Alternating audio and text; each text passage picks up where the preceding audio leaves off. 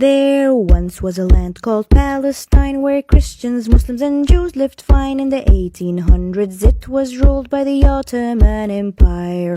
Meanwhile a bearded guy founded Zionists for Jews to aspire, a land that becomes their home and safe only for their kind. Then there was World War I that ended when the Allies won, and England was like, hey, this beautiful land is totally mine.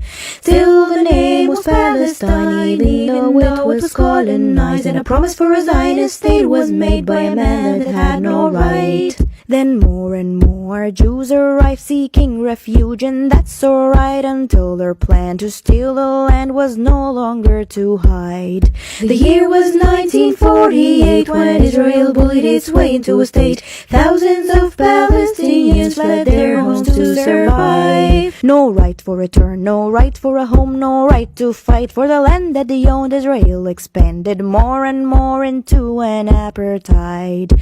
Where is your humanity? Where is your respect for dignity? Call it conflict, that's insanity. It's time to change your mind. One day Palestine will be free, so be on the right side of history. You're not anti-Semitic if you stand against war crimes.